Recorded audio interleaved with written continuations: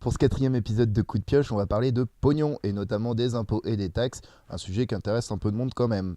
C'est pas pour rien d'ailleurs que Macron, il en a pas mal parlé lors de sa conférence de presse jeudi dernier et qu'il a fait plusieurs annonces.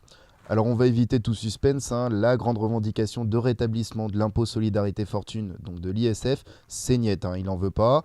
Il a dit qu'éventuellement il y aurait une évaluation l'année prochaine en 2020 pour voir si sa suppression est efficace, alors qu'on sait d'ores et déjà aujourd'hui que non seulement ça coûte 5 milliards aux caisses publiques chaque année, et en plus c'est symboliquement très injuste, hein, parce que c'est un impôt qui touchait vraiment une très petite minorité d'ultra riches, et que là, c'est un cadeau qui leur a été fait.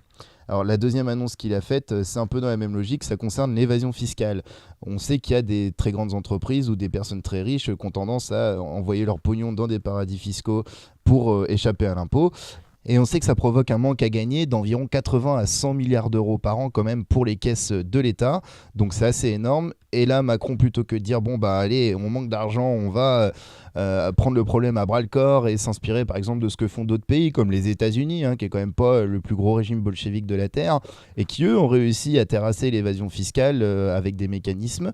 Et ben non, là il a dit, bon, on n'est pas trop sûr qu'il y ait de l'évasion fiscale et qu'on puisse faire quelque chose. Donc la Cour des comptes est mandatée pour calculer combien il y a d'évasion fiscale, alors que pourtant les associations et les ONG, des gens quand même assez sérieux et assez pointus sur le sujet, ils savent justement le calculer, et donc en fonction de critères, on sait que c'est de 80 à 100 milliards d'euros.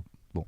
Troisième annonce d'Emmanuel Macron jeudi dernier, c'est une baisse des impôts sur le revenu, donc de 5 milliards d'euros. Alors là, on peut se dire super, on va payer moins d'impôts, mais le souci quand même là-dedans, c'est que l'impôt sur le revenu, c'est le seul impôt qu'on ait qui soit à peu près juste en France en fait, c'est-à-dire qu'il est progressif. Vous connaissez le système de tranches avec les 6 tranches, alors ça serait mieux s'il y en avait encore plus bien sûr, mais là il y a une vraie égalité avec l'impôt sur le revenu, c'est plus t'as de thunes, plus tu payes. Et donc c'est pour ça que c'est un peu dommage de raboter encore l'impôt sur le revenu. Il aurait pu faire le choix de dire on va baisser la TVA par exemple sur les produits de première nécessité, parce que la TVA ça touche toutes les personnes, quel que soit leur revenu, avec le même taux. Et ben non, il s'en prend à l'impôt sur le revenu, ça c'est bien dommage. Et enfin sa quatrième annonce à Macron, elle concerne la suppression de niches fiscales pour les entreprises. Alors là, c'est plutôt une bonne idée, hein. On sait que les niches fiscales, ça coûte en tout 100 milliards d'euros par an à l'État.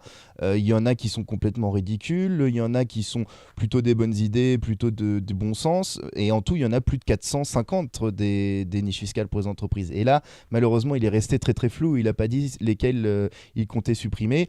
Par exemple, il y en a une qui est quand même bien connue, le CICE, le Crédit Impôt Compétitivité Emploi, qui coûte à elle seule 40 milliards d'euros à l'État chaque année, donc 40% de la somme totale des niches fiscales. Et celle-ci, effectivement, elle sert à rien parce que non seulement elle ne crée pas d'emplois, mais en plus, du coup, elle donne des cadeaux, notamment aux grands groupes. Voilà, il n'a pas été plus précis que ça et ça me rend légèrement soupçonneux.